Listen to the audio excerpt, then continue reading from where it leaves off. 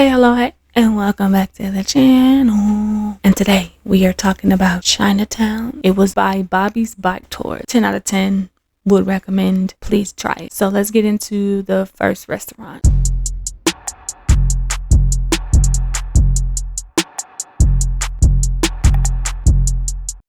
On the right side, and that means that I would like tea. This is a jasmine tea, which is a light, sweeter tea, and it's unfiltered, which means you will see that there's tea leaves that will settle to the bottom. If you ever go out and you get tea and the tea leaves don't settle in the bottom of the glass, that means the water was not hot enough. Send it back. Get hot water in your tea. All right, so Jason, right? Did I get that right? Yep. So what I just did here is I poured Jason's tea, and Jason doesn't know it, but he has a lot of pressure on right now. Because when you pour tea, again, lots of rules around it. What you do next is really important. Jason needs to say thank you, and if he doesn't do it in the proper way, that message goes back to the kitchen and your service. So honoring the server is an extremely important part of the whole tea service. So he said thank you, that's good enough. But I think it's kind of cool to talk about the history of how they do it. They don't do it with words. And the way they would say it would be, 谢谢. That would be how they would say thank you. So they use a hand gesture. And the hand gesture has a long history. It starts with the second emperor period. There's an emperor, you've heard this story a million times. The emperor likes to go out into the community. I have two here and one here. Okay. Thank you, one. He likes to go out into the community, and you guys will want to save this until after you've had a bite or two. It's best after your kind of spicier food, and it's an after sort of dinner kind of thing that we want to have. So he likes to go out into the community, and he wants to pretend he's not the emperor. But he goes out with members of his court who knows he is the emperor, and 2,000 years ago, the emperor is God. Okay? So now God wants to pour tea. And when God pours tea, you better say thank you the right way. But God just told you, don't show me up. I want to be undercover here. So what do? They come up with an elaborate hand gesture that they stop using as soon as this guy dies, pretty much. So you take your middle finger and you bend it into a kneeling position, and you flare your other fingers out. Finger bent into a bowing position, and you tap that twice. But there's an extra complication that comes with that. The Chinese economy is an agricultural economy.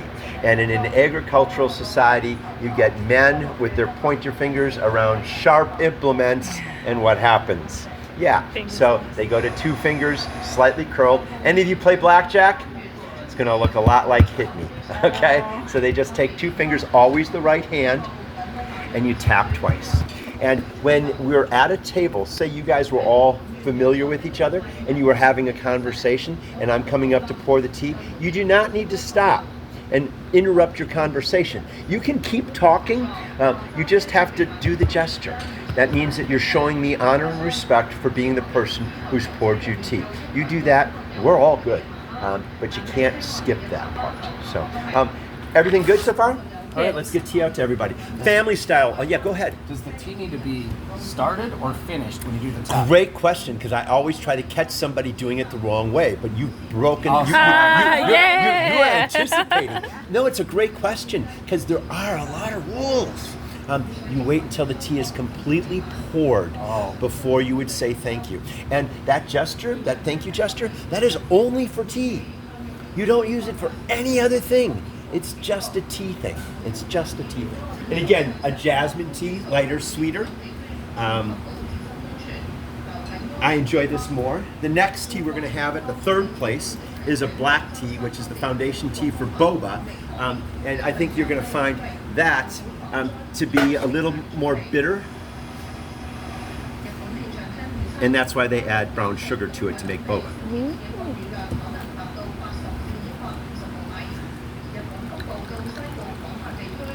All right, I hope you enjoy that. Next.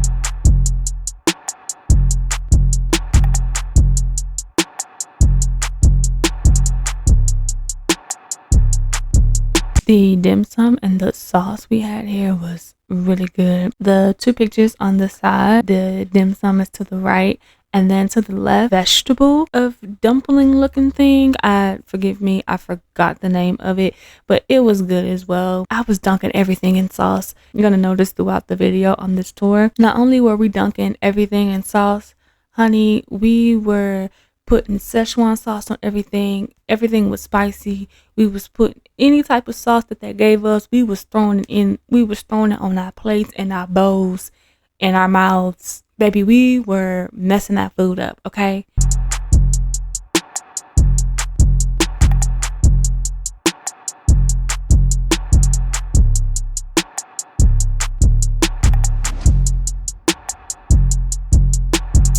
This is one of the really cool parts of the square in Chinatown. Zodiac signs. I'm a monkey, and just to read what they put for the monkey. The inscription says, monkeys are extremely intelligent, clever, witty, personable, quick-minded, and well-liked. They possess a flair for decision-making, endowed with superb intelligence, and masters of intrigue and guile. The monkey will solve any problem or escape from any ticklish situation, and are sure-footed in financial matters. I don't know too much about that because, baby, I like to spend, okay? So just, baby, listen, take it with a grain of salt. I like to spend money. Whoever I decide to end up with, they gonna have to have some financial literacy and be able to be like, no, we can't spend that just now. It says, these exceptional qualities ensure success in any endeavor. Monkeys are most happy with a rat or a dragon. Moms out there to watch people respond. It's their entertainment. Are you like that at all? No. Throw out a few bombs once in a while? No. So, okay, Yeah. great.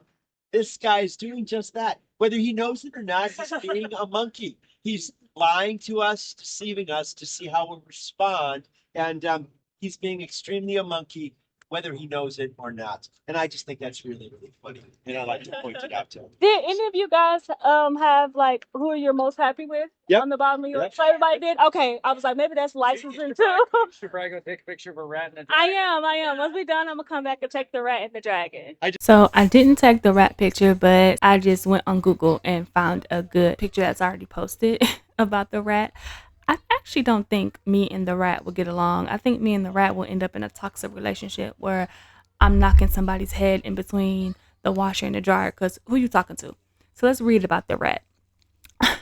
Rat people have been blessed with great personal charm, imagination, and self-control. We will get along there. They are quick-witted, adaptive, crafty with a survival instinct, and inquisitive with an eye for detail. We'll get along there. The rat loves to gossip, but tends to brag and be overly critical.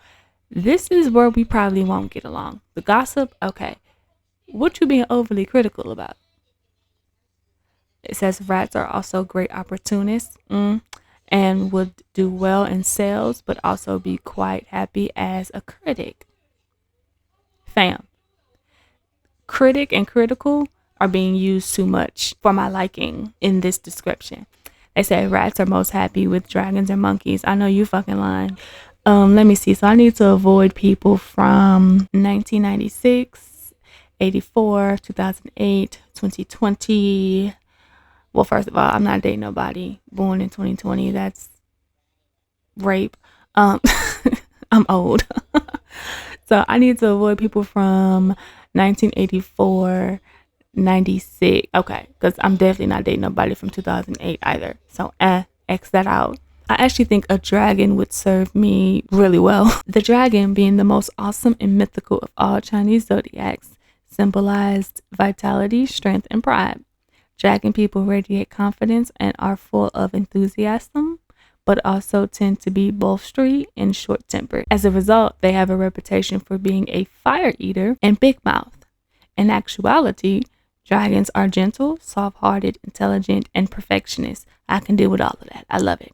They excel as an artist or writer. Dragons are most happy with monkeys or rats. So I need to be looking for people that were born in 1988 or 2000. 2000's kind of a... It's 2000. Wait, no, 2000 wouldn't be a stretch because then they'd be 25 this year. No,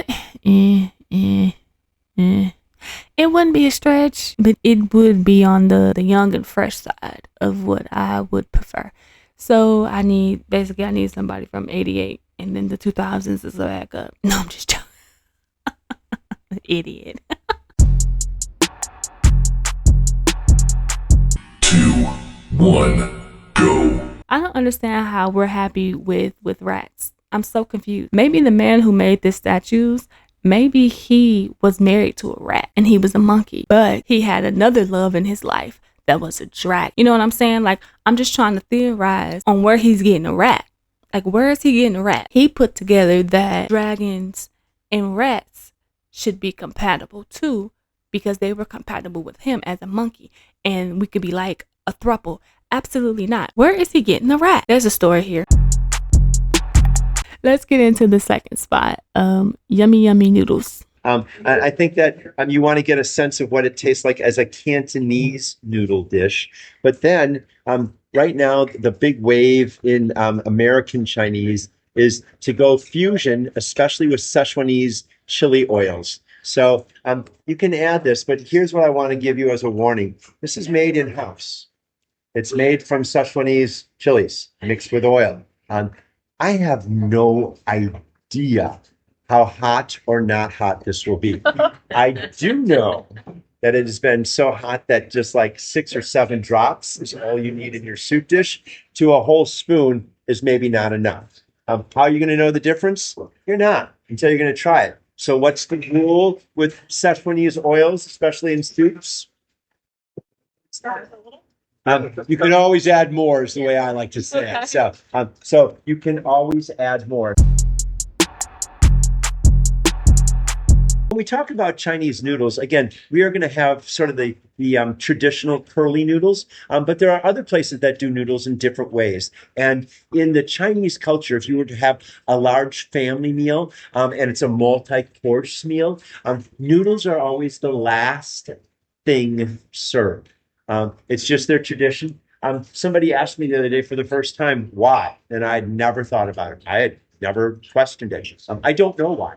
And I'm trying to find that out right now. So, but yeah, there's got to be a why. I don't know what it is.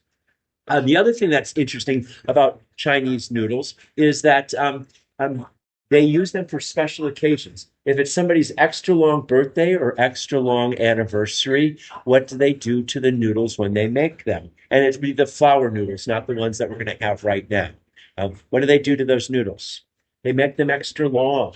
And why do they make them extra long? It's a gift of longevity to you from the person who's being celebrated. So you'd have extra long noodles made just for that person, and that's giving to you longevity from the person whose birthday or anniversary is being celebrated. So if you get extra long noodles, what don't you do to them? Cut or bite them. How do you eat them? You got to slurp those babies. Yeah. Like you had to. However, you just don't bite them and break them. You don't cut, you don't bite, you don't break, you slurp. We're not celebrating anybody's extra long birthday, though I do think we have 2 birthdays going on today. So yours and Dale's. Okay, we'll get to that at the next place, where we'll sing very enthusiastically. And loudly. Everybody? Everybody's with me on this?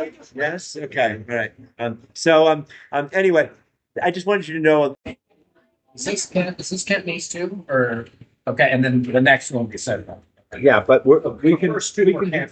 Yes, Cantonese. We started out with. Girl, this Cantonese beef noodle dish was good as hell. We were fucking these noodles up. It's bok choy in there, and then the broth. Girl, everything was good. The bok choy, it wasn't soggy how like lettuce would be at that point. It still retained its firmness. It was tender enough you could just crush right into it. And when I say everybody lifted their bowl up and drank all of the broth, everybody cleared their bowls. It was so good, y'all.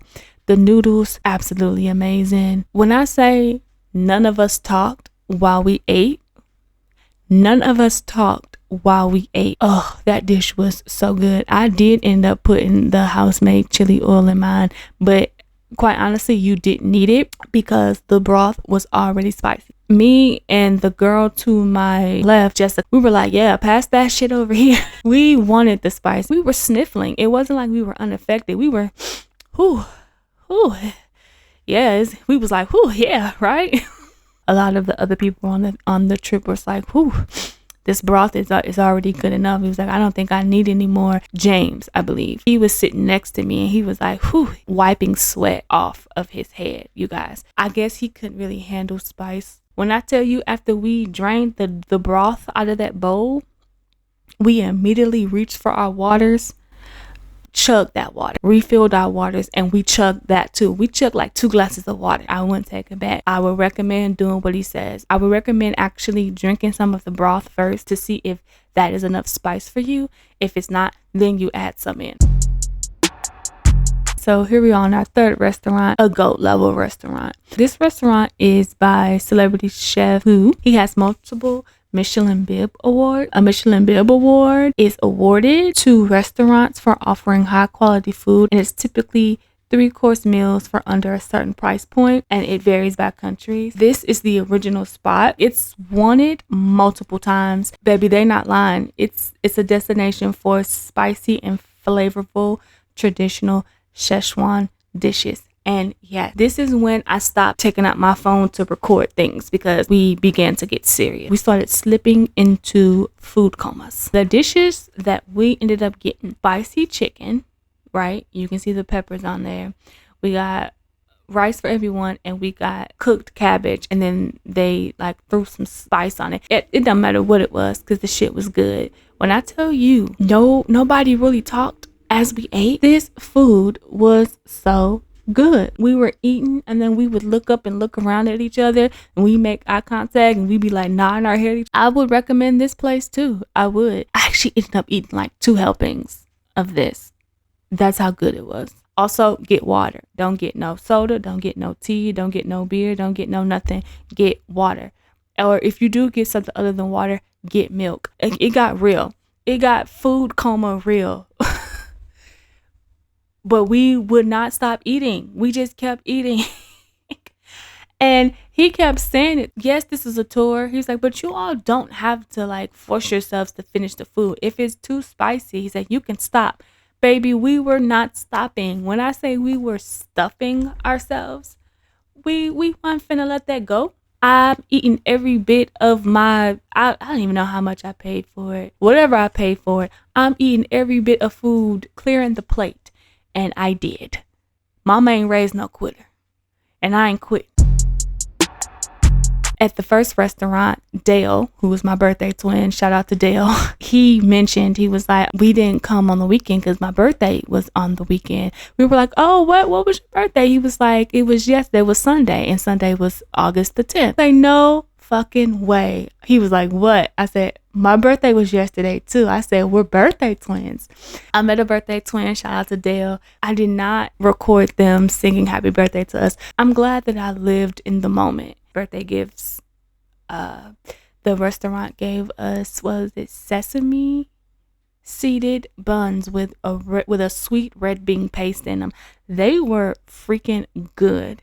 When I tell you we were munching down on them, it was good. We popped down to the 4th spot, which is Xi'an Cuisine, and that was amazing. So let's get into that next. Okay, so Xi'an Cuisine is it's all Chinatown.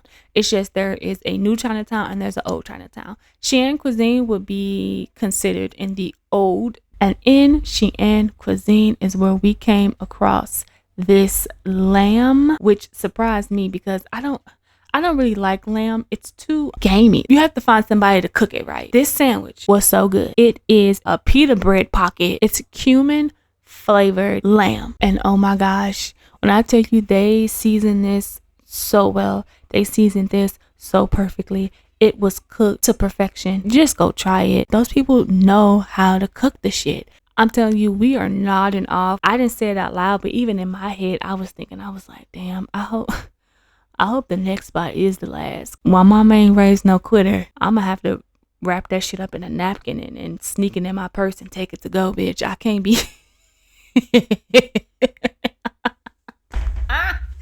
We need to bring this to an end, please. Please. I was almost comatose. I was like, how am I gonna make it home? I'm gonna have to sit in my car and rest a bit. I'm gonna fall asleep at the wheel. Let's get into the final spot. It is a bakery, and this was the end of the tour. So I was like, oh, thank God. Pastistinata. And pastistinata is originally a thing that monks make. And what happens is they're using egg whites to starch vestments. I'm actually glad he got us the sesame seed coated buns with the sweet red bean paste in them, because this egg tart not my favorite. I didn't like the texture. I don't know. It was like a dairy filled tart. That's all I could think of was like egg, milk, and cheese, and they just whipped that thing up together and was like, all right, bake it. This is not my definition of a good time. So no thank you. This is just what the tour provided us, but there are other desserts there for you to get. Overall, it was a good experience. 10 out of 10. Would recommend. Do it, you guys. Do it. You're gonna have so much fun. You're gonna learn a lot of stuff. Girl, so after I am nice and full and fat, I'm walking back to my car. I get there. I'm noticing one of my tires look funny. Why did I get a nail in my tire in Chicago? When I tell you Chinatown was such a good experience for me that even though I came back to a nail in my tire, I still wasn't mad. The air isn't seeping out fast enough for it to go completely flat for me to get back to my hotel room. I'm finna try to make it. And I made it. First, I called a tire place that was near my hotel so I could have an appointment for the morning. Or well, I thought I was just gonna get my tire patched up and be on about my way. Wrong. We're gonna get into that into the next video.